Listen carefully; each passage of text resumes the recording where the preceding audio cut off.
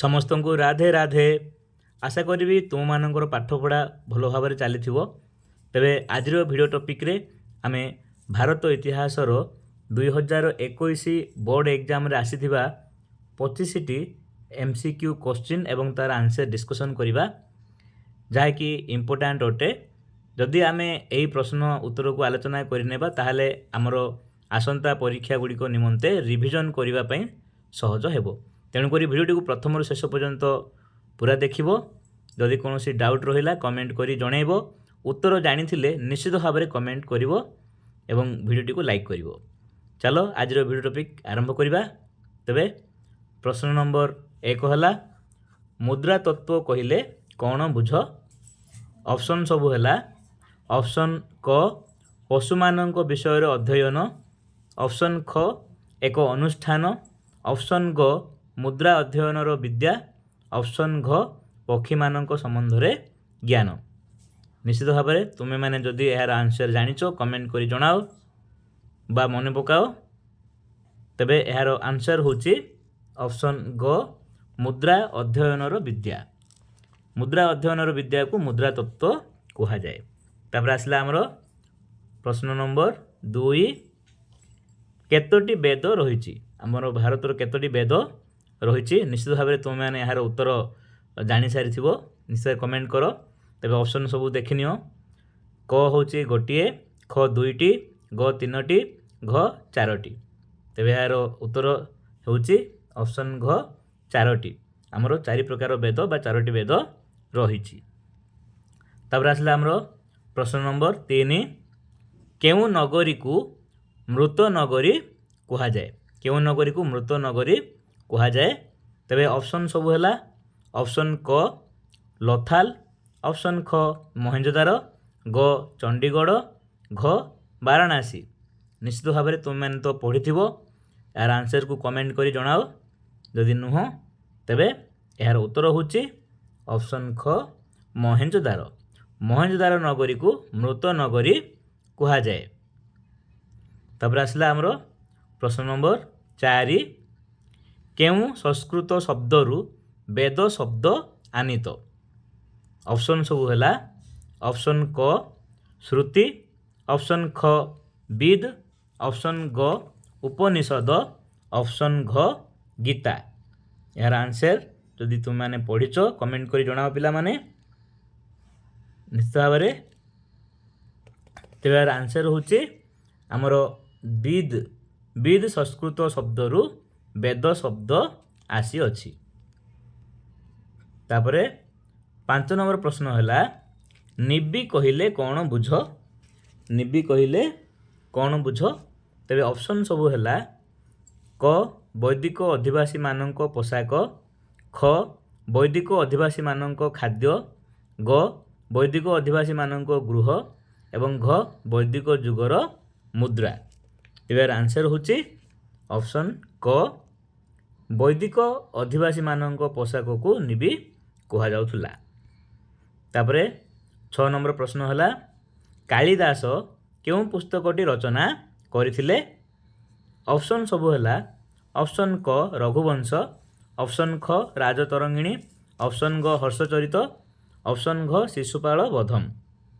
तेरे आंसर होची ऑप्शन क रघुवंश।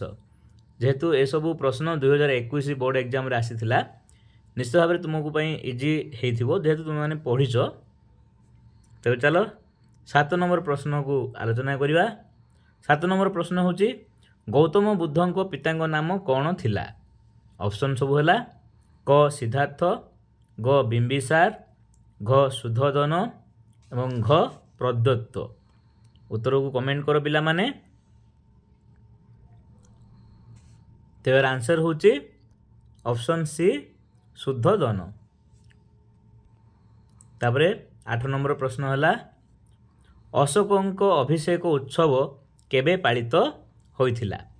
अशोकंक अभिषेक उत्सव केबे पालित होइथिला। तेरे ऑप्शन सब होची ऑप्शन क ख्रीष्टपूर्व 273, ख ख्रीष्टपूर्व 269, ग ख्रीष्टपूर्व 261 एवं घ ख्रीष्टपूर्व 584। तेरे आंसर होची ऑप्शन ख ଖ୍ରୀଷ୍ଟପୂର୍ବ 269 ଅଶୋକଙ୍କ ଅଭିଷେକ ଉତ୍ସବ ପାଳିତ ହୋଇଥିଲା। ତାପରେ ପ୍ରଶ୍ନ ନମ୍ବର 9 କେଉଁ ବୌଦ୍ଧ ସନ୍ନ୍ୟାସୀ ଅଶୋକଙ୍କୁ ପ୍ରଭାବିତ କରିଥିଲେ ଯାହାଫଳରେ ଅଶୋକ ଚଣ୍ଡାଶୋକରୁ ଧର୍ମଶୋକରେ ପରିଣତ ହୋଇଥିଲେ। ତ ଅପସନ୍ ସବୁ ହେଲା ଅପସନ୍ କ ଉପଗୁପ୍ତ, ଖ ବୁଦ୍ଧ ଘୋଷ, ଗ ନାଗାର୍ଜୁନ ଏବଂ ଘ ଅସଙ୍ଗ। ତେବେ ଆନ୍ସର ହେଉଛି ପିଲାମାନେ ଅପସନ୍ କ ଉପଗୁପ୍ତ। ଉପଗୁପ୍ତ ବୌଦ୍ଧ ସନ୍ନ୍ୟାସୀ ଅଶୋକଙ୍କୁ ପ୍ରଭାବିତ କରି ଚଣ୍ଡାଶୋକରୁ ଧର୍ମଶୋକରେ ପରିଣତ କରିଥିଲେ। ତାପରେ ପ୍ରଶ୍ନ ନମ୍ବର 10 ହେଲା ମୌର୍ଯ୍ୟମାନଙ୍କ ରାଜୁତି ସମୟରେ ଗ୍ରାମ୍ୟ ଶାସନର ମୁଖ୍ୟଙ୍କୁ କ'ଣ କୁହାଯାଉଥିଲା? ଅପସନ୍ ସବୁ ହେଉଛି ଗୁର୍ଧା ପୁରୁଷ, ଅପସନ୍ ଖ ରାଜୁକ, ଅପସନ୍ ଗ ଯୁକ୍ତ ଏବଂ ଅପସନ୍ ଘ ଗ୍ରାମିକ। ତେବେ ଆନ୍ସର ହେଲା ପିଲାମାନେ ଅପସନ୍ ଘ ଗ୍ରାମିକ। ମୌର୍ଯ୍ୟମାନଙ୍କ ରାଜୁତି ସମୟରେ ଗ୍ରାମ୍ୟ ଶାସନର ମୁଖ୍ୟଙ୍କୁ ଗ୍ରାମିକ କୁହାଯାଉଥିଲା। ତାପରେ ପ୍ରଶ୍ନ ନମ୍ବର 11 ମୌର୍ଯ୍ୟମାନଙ୍କ ରାଜୁତି ସମୟରେ କେନ୍ଦ୍ରୀୟ ଶାସନର ମୁଖ୍ୟ କିଏ ଥିଲେ? ଅପସନ୍ ସବୁ ହେଲା ଅପସନ୍ କ ରାଜା, ଅପସନ୍ ଖ ରାଜୁକ, ଅପସନ୍ ଗ ଯୁକ୍ତ, ଅପସନ୍ ଘ ପ୍ରାଦେଶିକ। ତେବେ ଏହାର ଉତ୍ତର କ'ଣ ହେବ ପିଲାମାନେ? ନିଶ୍ଚିତ ଭାବରେ ତୁମମାନେ ଜାଣିଛ ଅପସନ୍ କ ରାଜା। ମୌର୍ଯ୍ୟମାନଙ୍କ ରାଜୁତି ସମୟରେ କେନ୍ଦ୍ରୀୟ ଶାସନର ମୁଖ୍ୟ ରାଜା ଥିଲେ। ତାପରେ ଆସିଲା ପ୍ରଶ୍ନ ନମ୍ବର 12 ସୂର୍ଯ୍ୟ ସିଦ୍ଧାନ୍ତ ପୁସ୍ତକ କିଏ ରଚନା କରିଥିଲେ? ତେବେ ଅପସନ୍ ସବୁ ହେଲା ଅପସନ୍ କ ବରାହ ମିହିର, ଅପସନ୍ ଖ ଅମର ସିଂ, ଅପସନ୍ ଗ ଆର୍ଯ୍ୟଭଟ୍ଟ, ଅପସନ୍ ଘ ବିଷ୍ଣୁ ଶର୍ମା। ପିଲାମାନେ ଏହାର ଉତ୍ତର କମେଣ୍ଟ କର।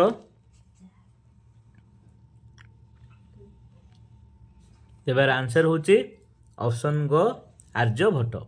ସୂର୍ଯ୍ୟ ସିଦ୍ଧାନ୍ତ ଆର୍ଯ୍ୟଭଟ୍ଟ ରଚନା କରିଥିଲେ।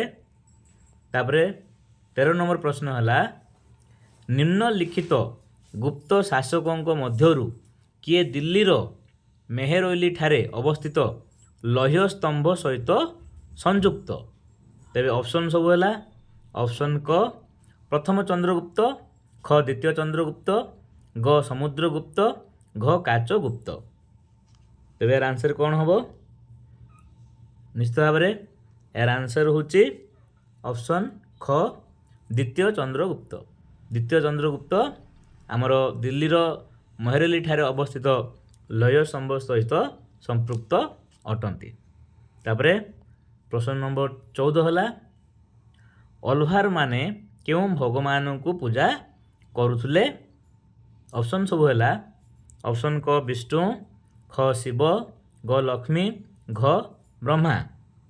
ତେବେ ଆନ୍ସର ହେବ ଅପସନ୍ କ ବିଷ୍ଣୁ। ଅଲଭାର ମାନେ ବିଷ୍ଣୁ ଭଗବାନଙ୍କୁ ପୂଜା କରୁଥିଲେ। ତାପରେ ପ୍ରଶ୍ନ ନମ୍ବର 15 ହେଲା କେଉଁ ବର୍ଷ ପ୍ରଥମ ଭାରତର 2ଟି ସ୍ଥାନ ରେଳପଥ ଦ୍ୱାରା ସଂଯୁକ୍ତ ହୋଇଥିଲା? କେଉଁ ବର୍ଷ ପ୍ରଥମେ ଭାରତର 2ଟି ସ୍ଥାନରେ ରେଳପଥ ସଂଯୁକ୍ତ ହୋଇଥିଲା? ତେବେ ଅପସନ୍ ସବୁ ହେଉଛି ଅପସନ୍ କ ଖ୍ରୀଷ୍ଟାବ୍ଦ 1793, ଖ୍ରୀଷ୍ଟାବ୍ଦ 1853, ଖ୍ରୀଷ୍ଟାବ୍ଦ 1856, ଖ୍ରୀଷ୍ଟାବ୍ଦ 1857। ତେବେ ଏହାର ଆନ୍ସର ହେଉଛି ଅପସନ୍ ଖ ଖ୍ରୀଷ୍ଟାବ୍ଦ 1853ରେ ଭାରତରେ ମୁମ୍ବାଇ ଠାରୁ ଥାନେ ପର୍ଯ୍ୟନ୍ତ ରେଳପଥ ସଂଯୋଗ ହୋଇଥିଲା। ତାପରେ ପ୍ରଶ୍ନ ନମ୍ବର 16 ସାନ୍ତାଳ ବିଦ୍ରୋହର ନେତୃତ୍ୱ କିଏ ନେଇଥିଲେ? ସାନ୍ତାଳ ବିଦ୍ରୋହର ନେତୃତ୍ୱ କିଏ ନେଇଥିଲେ? ଅପସନ୍ ସବୁ ହେଲା ଅପସନ୍ କ ସିଧୁ, ଅପସନ୍ ଖ ଜୟରାଜଗୁରୁ, ଅପସନ୍ ଗ ବକ୍ସି ଜଗବନ୍ଧୁ ବିଦ୍ୟାଧର ମହାପାତ୍ର ଏବଂ ଅପସନ୍ ଘ ମାଧବ ସିଂ। କମେଣ୍ଟ କର ପିଲାମାନେ ଆର ଆନ୍ସରକୁ କ'ଣ ହେଇପାରିବ? ତେବେ ଏହାର ଆନ୍ସର ହେଉଛି ଅପସନ୍ କ ସିଧୁ। ସିଧୁ ସାନ୍ତାଳ ବିଦ୍ରୋହର ନେତୃତ୍ୱ ନେଇଥିଲେ। ତାପରେ ପ୍ରଶ୍ନ ନମ୍ବର 17 ଭାରତୀୟ ଜାତୀୟ କଂଗ୍ରେସର ପ୍ରଥମ ସଭାପତି କିଏ ଥିଲେ? ଅପସନ୍ ସବୁ ହେଲା କ ଏ ଓ ହ୍ୟୁମ୍, ଖ ଉମେଶ ଚନ୍ଦ୍ର ବାନାର୍ଜୀ, ଗ ସୁରେନ୍ଦ୍ରନାଥ ବାନାର୍ଜୀ, ଏବଂ ଘ ଗୋପାଳ ଚନ୍ଦ୍ର ଗୋଖଲେ। ତେବେ ଏହାର ଆନ୍ସର କ'ଣ ହେବ? ନିଶ୍ଚିତ ଭାବରେ ତୁମମାନେ ଜାଣିଛ ଅପସନ୍ ଖ ହେଉଛି ଏହାର ଉତ୍ତର ଉମେଶ ଚନ୍ଦ୍ର ବାନାର୍ଜୀ। ଭାରତୀୟ ଜାତୀୟ କଂଗ୍ରେସର ପ୍ରଥମ ସଭାପତି ହେଉଛନ୍ତି ଉମେଶ ଚନ୍ଦ୍ର ବାନାର୍ଜୀ। ତାପରେ 18 ନମ୍ବର ପ୍ରଶ୍ନ, ଇଂରେଜମାନେ କେବେ ଓଡ଼ିଶା ଅଧିକାର କରିଥିଲେ? ଅପସନ୍ ସବୁ ହେଲା କ ଖ୍ରୀଷ୍ଟୀୟ 1600, ଖ ଖ୍ରୀଷ୍ଟୀୟ 1803, ଗ ଖ୍ରୀଷ୍ଟୀୟ 1804 ଏବଂ ଘ ଖ୍ରୀଷ୍ଟୀୟ 1885। ଇଂରେଜମାନେ କେବେ ଓଡ଼ିଶା ଅଧିକାର କରିଥିଲେ? ତେବେ ଏହାର ଆନ୍ସର ହେଉଛି ଅପସନ୍ ଖ 1803 ମସିହାରେ ଇଂରେଜମାନେ ଓଡ଼ିଶା ଅଧିକାର କରିଥିଲେ। ତାପରେ ପ୍ରଶ୍ନ ନମ୍ବର 19, 6 ମାଣ 8 ଗୁଣ୍ଠ ପୁସ୍ତକର ରଚୟିତା କିଏ ଥିଲେ? 6 ମାଣ 8 ଗୁଣ୍ଠ ପୁସ୍ତକର ରଚୟିତା କିଏ ଥିଲେ? ଅପସନ୍ ସବୁ ହେଲା ଅପସନ୍ କ ଗୋପବନ୍ଧୁ ଦାସ, ଅପସନ୍ ଖ ମଧୁସୂଦନ ଦାସ, ଅପସନ୍ ଗ ଫକୀର ମୋହନ ସେନାପତି, ଅପସନ୍ ଘ ରାଧାନାଥ ରାୟ। ନିଶ୍ଚିତ ଭାବରେ ତୁମେ ଏହି ବହି ସହିତ ସମ୍ପୃକ୍ତ ଅଟ, ଜାଣିଥିବ ମଧ୍ୟ। ତେବେ ଏହାର ଆନ୍ସର ହେଉଛି କ'ଣ ନା ଅପସନ୍ ଗ ଫକୀର ମୋହନ ସେନାପତି। ଫକୀର ମୋହନ ସେନାପତି 6 ମାଣ 8 ଗୁଣ୍ଠ ପୁସ୍ତକ ରଚନା କରିଥିଲେ। ତାପରେ ପ୍ରଶ୍ନ ନମ୍ବର 20 ହେଲା ଉତ୍କଳ ଟ୍ୟାନେରୀର ପ୍ରତିଷ୍ଠାତା କିଏ ଥିଲେ? ଉତ୍କଳ ଟ୍ୟାନେରୀର ପ୍ରତିଷ୍ଠାତା କିଏ ଥିଲେ? ଅପସନ୍ ସବୁ ହେଲା ଅପସନ୍ କ ମହାରାଜା କୃଷ୍ଣଚନ୍ଦ୍ର ଗଜପତି, ଖ ମଧୁସୂଦନ ଦାସ, ଗ ଗୌରୀଶଙ୍କର ରାୟ, ଘ ନବକୃଷ୍ଣ ଚୌଧୁରୀ। ଉତ୍କଳ ଟ୍ୟାନେରୀ ହେଉଛି ଓଡ଼ିଶାର ବା ଭାରତର ପ୍ରଥମ ଜୋତା କାରଖାନା, ଯାହାକୁ କି ଆମର ମଧୁସୂଦନ ଦାସ ପ୍ରତିଷ୍ଠା କରିଥିଲେ। ତେବେ ଏହାର ଆନ୍ସର ହେଉଛି ମଧୁସୂଦନ ଦାସ। ତାପରେ ପ୍ରଶ୍ନ ନମ୍ବର 21, ଗୋପବନ୍ଧୁ ଦାସଙ୍କ ଦ୍ୱାରା ସମ୍ପାଦିତ ଖବରକାଗଜର ନାମ କ'ଣ ଥିଲା? ମାନେ ସେ ସମୟରେ ଗୋପବନ୍ଧୁ ଦାସ ଗୋଟେ ଖବରକାଗଜ ପ୍ରକାଶ କରିଥିଲେ, ତାର ନାମ କ'ଣ ଥିଲା? ଅପସନ୍ ସବୁ ହେଉଛି ଅପସନ୍ କ ପ୍ରଜାତନ୍ତ୍ର, ଖ ସମାଜ, ଗ ଉତ୍କଳ ଦୀପିକା, ଘ ଉତ୍କଳ ପୁତ୍ର। ନିଶ୍ଚିତ ଭାବରେ ତୁମମାନେ ଏହା ସହିତ ସମ୍ପୃକ୍ତ ଥିବ। ତେବେ ଏହାର ଆନ୍ସର ହେଉଛି ଅପସନ୍ ଖ ସମାଜ। ଯେଉଁ ସମାଜ ଖବରକାଗଜ ଆସୁଛି ନ୍ୟୁଜ୍ ପେପର, ସେହି ସମାଜ ଖବରକାଗଜର ସମ୍ପାଦକ ଥିଲେ ଗୋପବନ୍ଧୁ ଦାସ। ତାପରେ ପ୍ରଶ୍ନ ନମ୍ବର 22, ଉତ୍କଳ ସମ୍ମିଳନୀ କିଏ ପ୍ରତିଷ୍ଠା କରିଥିଲେ? ଉତ୍କଳ ସମ୍ମିଳନୀ କିଏ ପ୍ରତିଷ୍ଠା କରିଥିଲେ? ତେବେ ଅପସନ୍ ସବୁ ହେଲା ଅପସନ୍ କ ମଧୁସୂଦନ ଦାସ, ଖ ଗୋପବନ୍ଧୁ ଦାସ, ଗ ମାଳତୀ ଚୌଧୁରୀ, ଘ ରମା ଦେବୀ। ନିଶ୍ଚିତ ଭାବେ ତୁମେ ମଧ୍ୟ ଏହି ପ୍ରଶ୍ନକୁ ଏକୁଟେଣ୍ଟ ଥିବ। କେଉଁ ପିଲାମାନେ ଏହାର ଉତ୍ତର କ'ଣ ହେବ? ନିଶ୍ଚିତ ଭାବରେ ଅପସନ୍ କ ମଧୁସୂଦନ ଦାସ। ଉତ୍କଳ ସମ୍ମିଳନୀ ମଧୁସୂଦନ ଦାସ ପ୍ରତିଷ୍ଠା କରିଥିଲେ। ତାପରେ ପ୍ରଶ୍ନ ନମ୍ବର 23, 1931 ମସିହାର ଭାରତୀୟ ଜାତୀୟ କଂଗ୍ରେସର କରାଚି ଅଧିବେଶନରେ ଓଡ଼ିଶାର କେଉଁ ମହିଳା ନେତ୍ରୀ ସମ୍ବୋଧନ କରିଥିଲେ? ପ୍ରଶ୍ନଟି ଆଉଥରେ ଶୁଣ।